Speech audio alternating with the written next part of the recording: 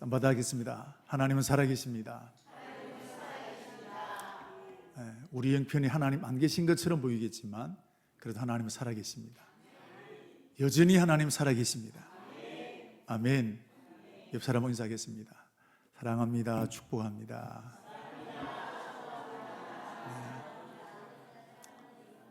감사합니다. 여러분, 천국이 있습니까? 없습니까? 천국 있습니다. 천국 없으면 우리가 교회 나올 필요가 없습니다. 자, 그러면 천국이 있으면 반드시 천국 가야 됩니다. 그냥 가면 좋은 게 아니라 어떤 일이 있어도 천국은 가야 된다는 겁니다. 우리가 세상을 떠나게 되면 두 길밖에 없습니다. 천국이든지 지옥이든지 중간지대는 없습니다.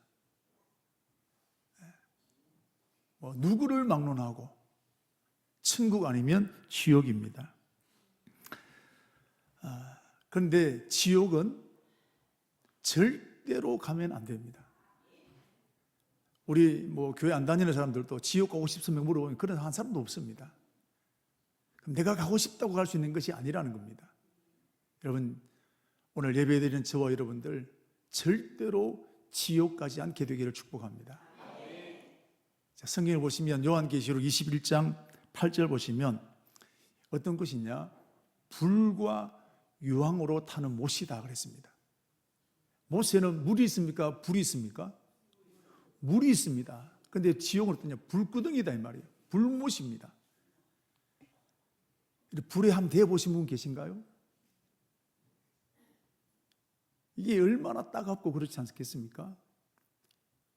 불구덩이입니다.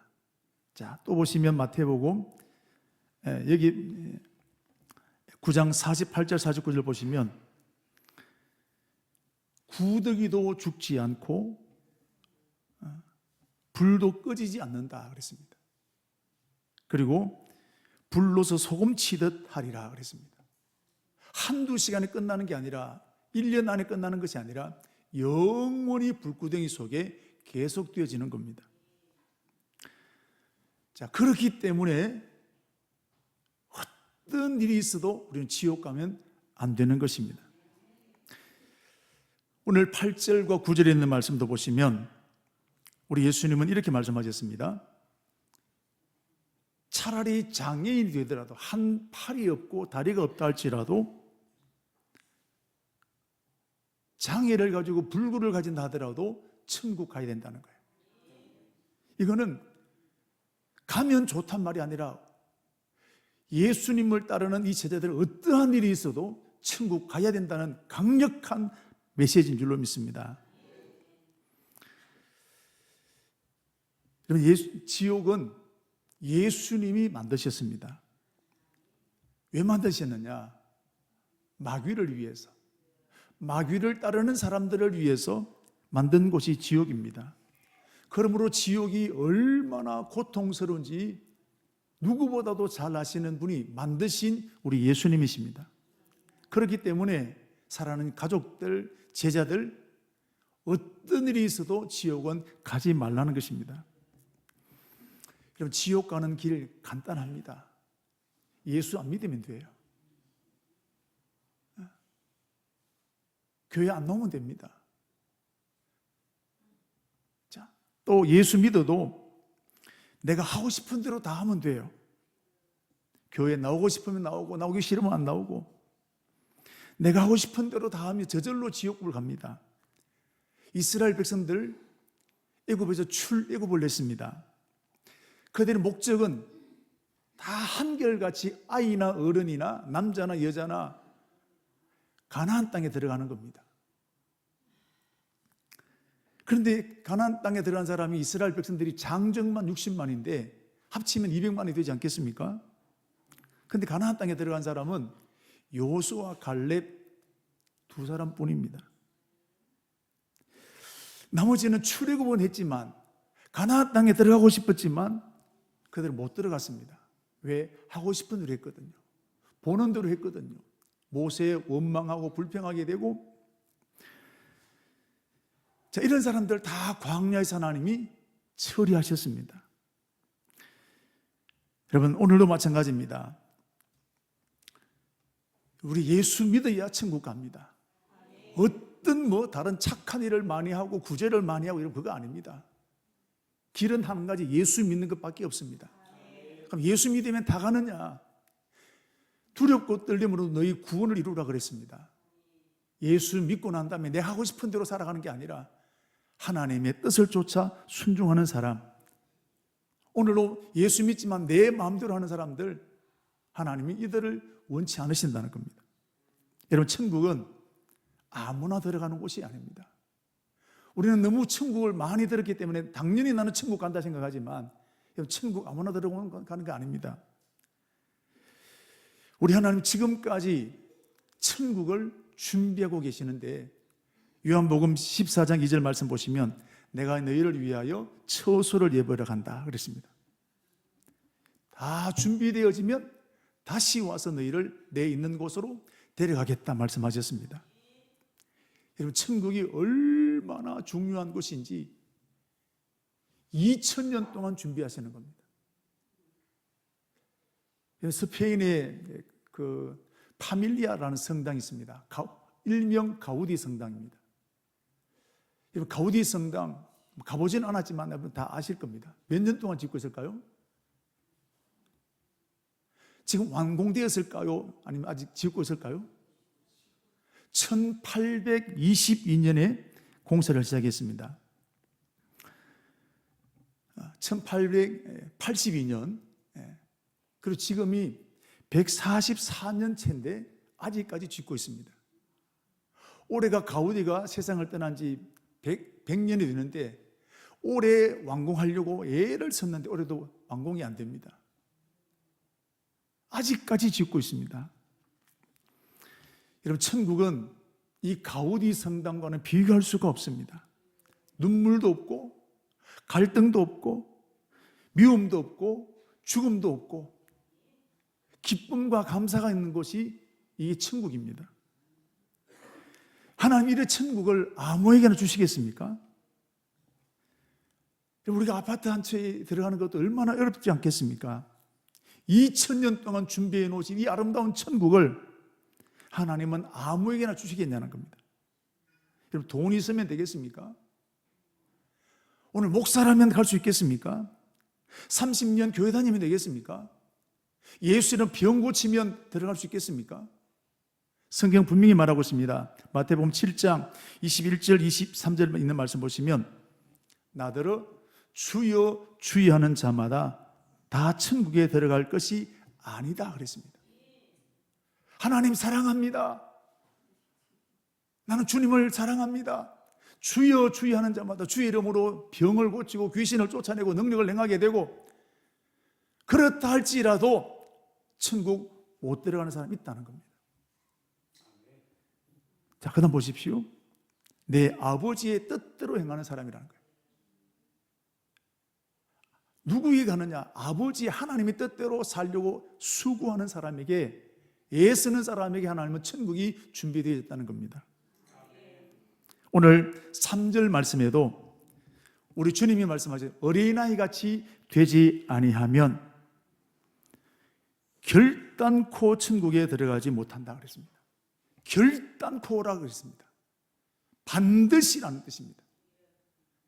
어린아이처럼 되지 아니하면 절대로 천국 갈 수 없다라는 겁니다. 이거 안 믿는 사람 보고 하셨을까요? 믿는 사람 보고 하신 거예요? 믿는 사람입니다. 제자들이에요. 예수님 왜 지금 이 말씀 하시느냐? 지금 제자들은 자기 할 일, 복음을 전하고 영혼을 살려내고 이 일에 집중해야 될 제자들이 본분을 잊어버리게 되고 뭐 하고 있느냐? 밥그릇하고 싸움하는 겁니다. 천국에 가면, 주님의 나라가 오면 누가 더 큰 자리에 오를 것인가? 이것 가지고 지금 밥그릇하고 있는 것이 누구냐? 제자들이라는 겁니다. 오늘도 교회 안에 일어난 여러 가지 분쟁들이 있지만 1번이 뭐냐 하면 다 교회 안에 밥그릇하고 있는 거예요. 목사님이나 때로는 장로님이나 중직자들 중에서 내가 교회의 1번이라는 거예요. 내가 교회를 좌지우지해야 된다는 겁니다. 오늘 제자들도 베드로는 내가 예수님의 수제자인데 내가 1번이 되어야 되지. 내가 가장 높은 곳에 앉아야지. 요한은요, 예수님이 가장 사랑하는 제자인데 내가 1번이 되어야 되지 않겠냐? 요한만 그렇습니까? 다른 제자들도 이런저런 이유를 대면서 내가 1번이 되고 내가 가장 높은 사람이 되어야 된다고 밥그릇 싸움하고 있는 겁니다. 여러분, 마귀는 제자들을 무너뜨리기 위해서 지금 밥그릇 싸움하게 만드는 겁니다. 오늘도 교회가 망하도록 하기 위해서 마귀는 서로 분쟁하고 싸우도록 만드는 것이 마귀의 전략이라는 것입니다. 이렇게 되면 명분이 어떻든 간에 마귀의 밥이 되어지고 만다는 것입니다. 자, 이렇게 오늘 밥그릇 싸우고 있는 제자들을 향해서 예수님이 하신 대답이 뭐냐면 2절과 3절 읽었습니다마는 어린아이같이 되어야 된다라는 겁니다. 어린아이처럼 되지 않으면 제 아무리 제자를 할지라도 수십 년 교회를 다녔고 큰 업적을 남기고 목사를 할지라도 상급은 고사하고 천국조차 못 들어간다는 겁니다. 여러분, 오늘 저와 여러분을 향한 경고의 말씀으로 들으시기를 축복합니다. 제자들은요, 우리가 제자니까 우리는 구별됐다는 겁니다. 당연히 천국 갈 거라고 생각했습니다. 누가 높은 자리를 차지하는 게 문제지 천국은 당연히 들어간다는 겁니다.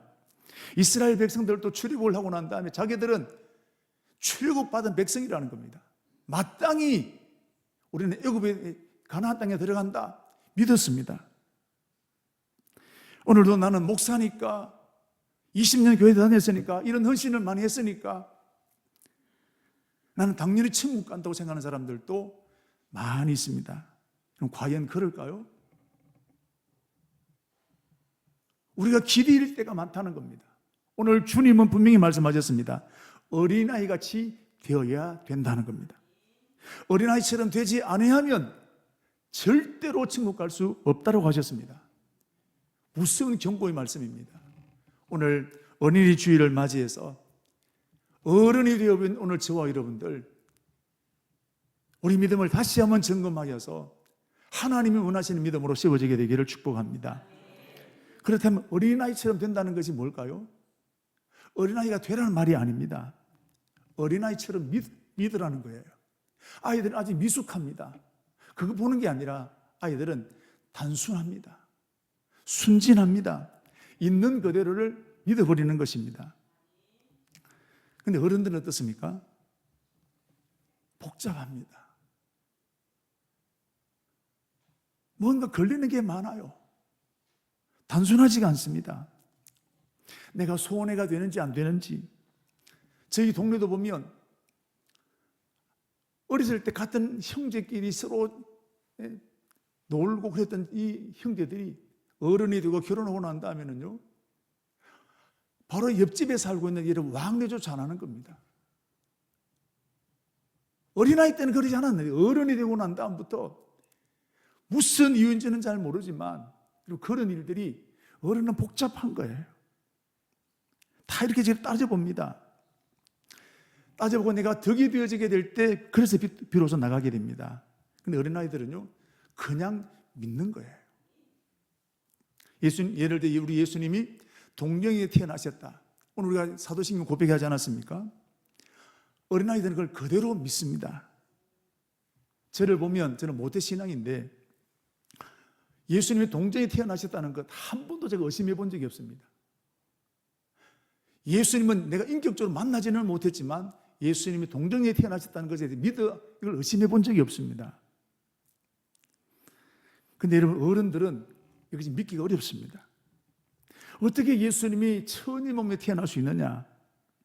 세상 이치의 상식에 맞지 않습니다. 그럼 못 믿겠다는 겁니다. 요거 빼면 믿을 수 있겠다는 겁니다.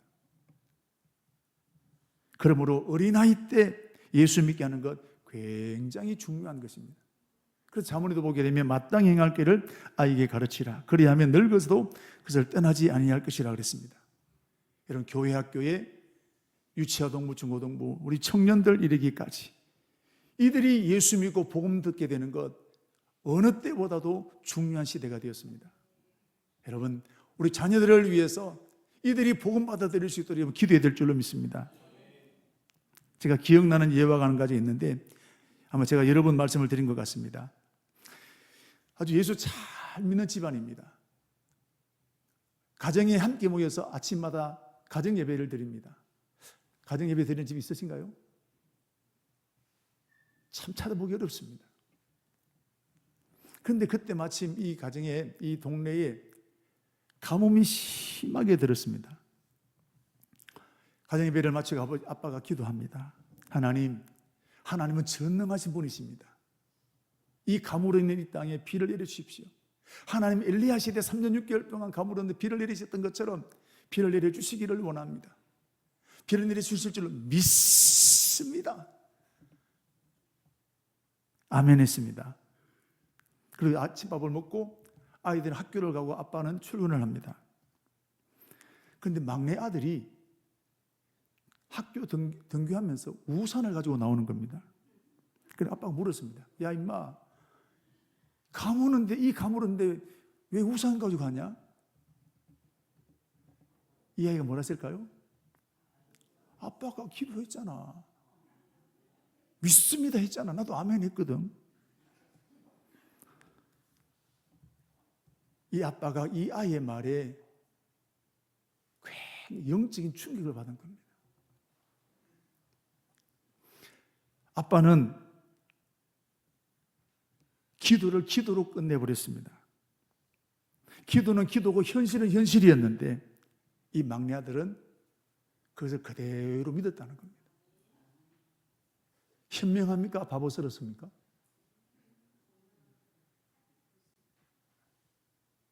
그날 학교 갔을 때 얘가 놀림받았을 거예요. 야, 니 잘했다 그럴까요? 이런 믿음으로 기도한 대로 여러분 순종하기 여러분 절대로 쉽지 않습니다. 아빠는 이 막내 아들보다도 예수 오래 믿었습니다. 성경 더 많이 알고 있습니다. 그런데 막내 아들처럼 믿지는 못하는 거예요. 그럼 이게 오늘 저와 여러분의 모습 아닌가요? 오늘 우리도 예배를 드릴 때는 아멘 하면서도 이래서 안 되고 저래서 못하고 이 아빠처럼 되는 일들이 오늘 우리에게도 얼마나 많이 있습니까? 하나님 책임져 주실 것이다. 아멘 했지만 그러지 못할 때, 사랑하고 용서해야 된다 하면서도 용서하지 못할 때가 얼마나 많습니까? 그러면서도 목사니까 20년 교회 다녔으니까 사랑한다고 말을 합니다. 믿는다고 말하게 되는 겁니다. 사랑하는 성도 여러분, 우리 예수님께서 가장 싫어하는 사람이 있습니다. 심지어 저주까지 하셨습니다. 그게 누구냐면 어른 같은 사람이에요. 바리새인입니다. 여러분, 바리새인이 깡패입니까? 바리새인은 영적 지도자입니다. 오래 믿었습니다. 주일 성수 철저하게 합니다. 10의 1조 하나도 드리지 않습니다. 우리가 이것을 뛰어넘지 못하는 사람들도 교회 안에 꽤나 있는데 흠잡을 데가 없습니다. 금식도 합니다. 성경 지식 굉장히 뛰어납니다. 우리는 1년 가도 여러분 성경 한독하기가 쉽지 않은 일인데 다른 사람들에게 잘 가르치기도 합니다. 그런데 우리 예수님은 이런 바리새인들을 가장 싫어하셨습니다. 심지어는 독사의 새끼라고 저주까지 하셨습니다. 안 믿는 사람이 아닙니다. 누구보다도 존경받던 사람이었고 잘 믿는 사람이었습니다. 대단한 사람입니다. 따라가지 못할 믿음의 사람이었습니다. 근데 예수님은 저주하신 거예요. 왜냐하면 체면으로 믿었습니다. 윗선으로 믿었기 때문입니다. 바리새인들의 신앙의 기준은 말씀이 아니에요. 사람들이 나를 어떻게 볼 것인가? 사람들의 모든 관심이 다 있었습니다. 사람들에게 보여주기 위해서 주일 성수하고 11조하고 거룩한 척하게 만들고, 특별히 바리새인을 향해서 예수님은 너는 천국 문을 가로막고 있는 사람이다. 다른 사람이 천국 가려고 네가 너 때문에 못 들어 내가 가로막고 있는 사람이다 그랬습니다. 사람을 사랑해야 한다 말하면서도 비판하고 정죄를 쉽게 해버립니다. 저 바리새인과 같이 세리와 같지 않으면 내가 감사합니다. 예수님은 이런 모습을 제일 싫어하신 것입니다. 자, 그렇다면 바리새인들은 자신들이 이렇게 저주받을 것이라고 생각했을까요? 못했을까요? 바리새인들은 자기는 칭찬받을 줄 알았어요. 나처럼 예수 잘 믿는 사람은 어디 있냐라는 거예요. 예수님 오시면, 하나님 오시면 가장 자기에 대한 칭찬받을 걸로 알았다는 겁니다. 이런 저주받을 것이라고 꿈에도 생각하지 못했습니다. 오늘 여기 혼자 있는 저와 여러분들 다 교회 오래 다녔습니다. 직분 받았습니다. 축복입니다. 그런데 나도 모르게 바리새인화 되어갈 때가 많이 있습니다. 내 신앙의 기준이 하나님이 아니라 사람의 기준 될 때가 많습니다. 우리가 여러분 말씀을 듣고 실천하고 순종하려고 하겠습니까? 아니면 말씀으로 판단하려고 하는 사람이 많습니까? 내가 오늘 말씀을 듣고 성경을 읽고 그 말씀을 순종하고 실천하려고 하기보다도 말씀으로 다른 사람을 판단하고 정죄하려고 할 때가 훨씬 더 많은 거예요. 저도 자신도 마찬가지입니다. 허물을 덮어주기보다 비판하고 정죄할 때가 많습니다. 오늘 바리새인과 같은 우리가 그렇게도 경멸하고 싫어했던 바리새인인데 내가 그 바리새인처럼 되어가고 있다는 사실입니다. 그런데 이것을 나 자신이 알까요? 모를까요? 모른다는 거예요. 나는 예수 잘 믿고 있다는 겁니다. 바리새인들이 자기들이 하나님을 잘 섬기고 있다는 것처럼 오늘 우리들도 나는 예수 잘 믿고 있는 것이지, 나는 누구보다 하나님 신앙생활 잘하고 있다고 믿고 있다는 겁니다. 다른 사람은 다 아는데 자기만 모르는 겁니다. 여러분, 이렇게 될 확률이 높은 사람이 초신자일까요? 오래 믿은 사람일까요? 참 아이러니하게도 오래 믿은 사람이 훨씬 더 확률이 높습니다. 목사는 하기 싫어도 교회 나와야 됩니다. 설교 준비 안 돼도 설교를 해야 됩니다. 기도하기 싫어도 기도해야 됩니다. 속으로 미워하면서도 사랑해야 됩니다. 그러므로 목사가 가장 윗선적일 수 있습니다. 제가 어렸을 때 우리 아이들이 이제 집사님들 전화 오면 아내와 막 다투다가도 예 집사님, 엄마 아빠는 윗선자라. 그러면 화낸 그대로 받는 게 예의냐? 그 예의다. 내가 설명해도 애들 눈에는 그게 그렇게 보이는 거예요. 여러분, 오래 믿을수록 우리가 더 새겨야 될 것이 더 윗선적이고 체면적으로 신앙생활을 할 때가 많다는 사실이에요. 오늘 이 말씀이 그때 제자들이 하신 말씀이 아니라 오늘 저와 여러분을 향한 말씀입니다. 오늘 이 어린이 주일에 여러분, 우리 믿음이 어린아이와 같은 믿음으로 날마다 변화되어야 될 줄로 믿습니다. 여러분, 다 사람은 자기 중심이에요. 나는 잘 믿는 것처럼 생각됩니다. 저도 마찬가지입니다. 내 욕심만 부리고 내가 헌신하고 나처럼 목회하는 목사 별로 없다. 다 이런 자기 중심들입니다. 그런데 어느 날 제가 저를 보니까 내가 그렇게 싫어하던 바리새인들의 모습이 많이 있는 거예요.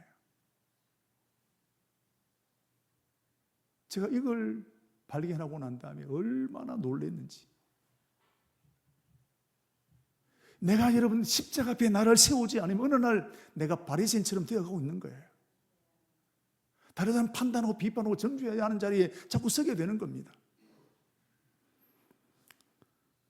그래서 하나님 앞에 내가 먼저 예배자가 되기를 다짐하고, 내가 설교하지만 예배하지만 내가 먼저 예배자가 되기를 애쓰는 겁니다. 사랑하는 우리 성도 여러분, 우리 예수님은 바리새인과 같은 형식적인 모습, 위선적인 모습 제일 싫어하십니다. 오늘 말씀을 들으면서 부딪히고 찔리는 것이 있다면 여러분 그거 끊어버리게 되기를 축복합니다. 끊어버려야 됩니다. 아프지만 잘라내야 됩니다. 발을 잘라내고 손을 잘라내는 것이 얼마나 아프겠습니까? 잘라내야 천국 갈 수 있다는 겁니다. 여러분 오늘 이 말씀을 듣다가 어떤 부분이 찔리십니까? 여러분 끊어내는 은혜가 있게 되기를 축복합니다. 그렇다면 어린아이 같은 믿음은 어떤 믿음일까요? 우리 성경에 보면 보리떡 5개 물고기 2마리로 5,000명을 먹이신 사건이 있습니다. 근데 예수님은 보리떡 5개 물고기 2마리로 5,000명을 먹이셨습니다. 그리고 12광주리 남았습니다. 예수님이 하시면 되는 것입니다. 그런데 이런 기적이 어떻게 일어나게 되었느냐?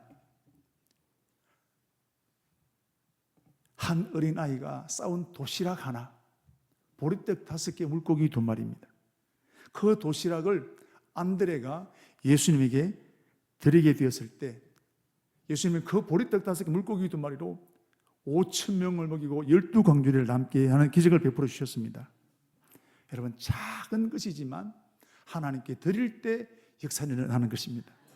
모세의 손에 있는 지팡이를 통해서 하나님 능력을 베푸셨던 것처럼, 다윗의 물맷돌로 골리앗을 이기게 하셨던 것처럼, 사르밧 과부가 마지막 식사를 엘리야에게 드렸던 것처럼 그것을 통해서 하나님은 기적을 베푸시게 되는 것입니다. 오늘 나의 작은 것, 내 가장 소중한 것 주님께 드릴 때 하나님 역사는 거기서 시작되어지는 것입니다. 예수님께서 이때에 빌립에게, 빌립아 네가 이 사람들을 한번 책임져 봐라. 300대라는 떡이어도 안 된다 그랬습니다. 여러분 5,000명이 모인 사람들 중에 도시락을 사온 사람이 이 아이 한 사람밖에 없었을까요? 아니면 또 있었을까요? 자, 다시 묻습니다.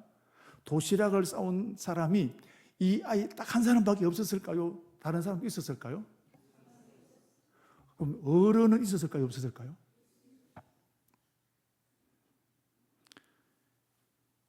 가정에서 보면 엄마의 주머니는 돈이 잘 마르지 않습니다. 큰 돈은 없어도. 그런데 엄마는 늘 입에 달고 있는 것이 돈 없다는 겁니다.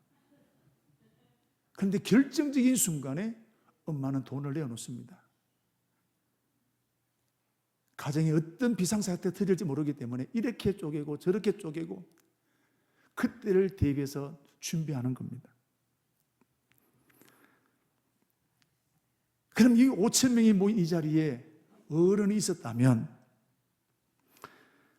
아마 그 중에는 엄마들도 있었을 것입니다. 아이를 데려온 엄마도 있었을 것입니다. 도시락 안 사왔을까요? 사왔을까요?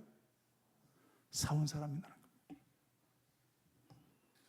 그런데 왜 어른들은 도시락을 내어놓지 못했을까요? 반찬 창피해서 그랬을까요? 아마 여러분들 다 초등학교 다닐 때, 학교 다닐 때 맨날 김치 사고 가면 먹기가 참 이게 도시락 반찬 내놓기 쉽지 않았거든요. 그래서 도시락을 내놓지 못했을까요? 진짜 이유는 이건 내놓으면 내 아들 뭘 먹이지? 이건 내놓으면 나는 뭘 먹지? 아이고 도시락 하나 가지고 뭘 되겠냐? 이런저런 계산하게 되기 때문에 안 내놓은 겁니다. 그런데 어린아이는 내놓으라고 하니까, 필요하다고 하니까 계산 없이 내놓게 되었고, 안더라도 말씀에 순종해서 가봤다는 겁니다. 이게 어린아이의 믿음입니다. 예수님은 이 어린아이 도시락 하나를 가지고 5천 명을 먹이는 사건이 있었습니다. 저는 이 말씀을 보면서 이 아이의 믿음이 어디서 오게 되었을까? 그날 어쩌다 보니까 그렇게 되었을까요? 그럴 수도 있습니다.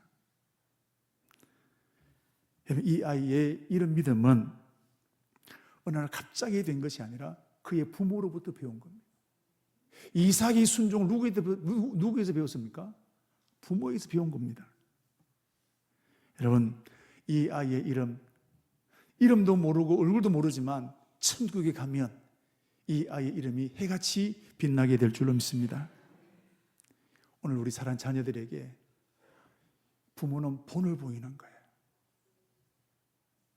우리 자녀들에게 말로 본을 보이고 교회를 섬기는 본을 보이게 되고, 자녀들은 부모의 뒷모습을 보고 닮아가는 것입니다.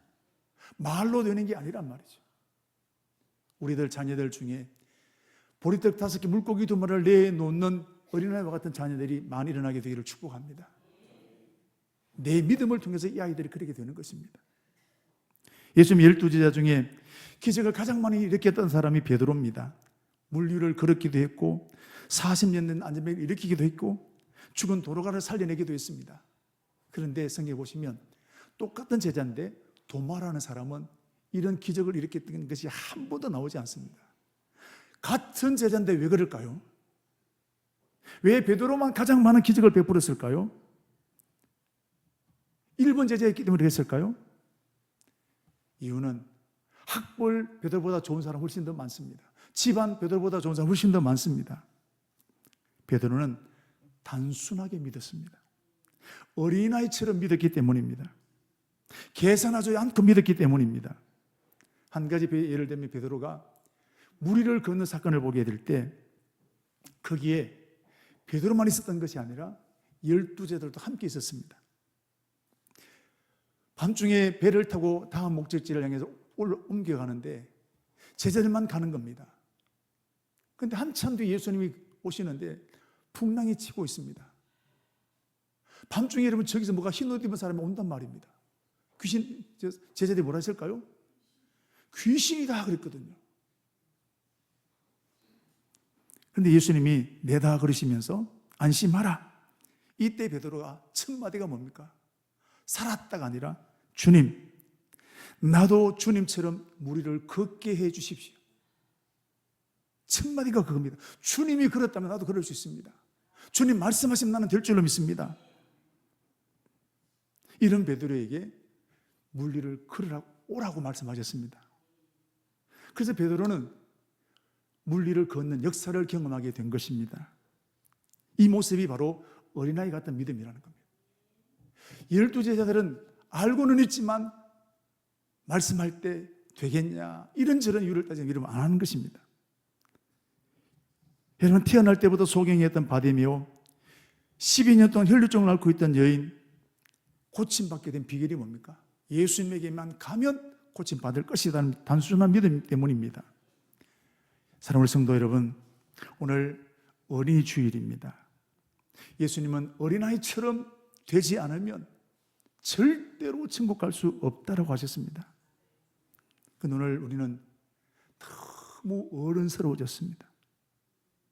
하나님의 말씀에 순종하기보다도 빌립처럼 이래서 안 되고 저래서 안 되고 계산하고 있습니다. 때로는 교회 안에서 밥그릇 사오라 할 때가 굉장히 많이 있습니다.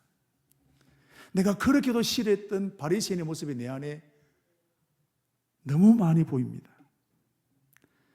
하나님의 말씀보다 내 체면을 더 중요하게 할 때가 많고, 사람에게 인정받으려 할 때 너무 많게 되고, 허물이 보면 덮어주기보다도 비판하고 정죄할 때가 너무 많습니다.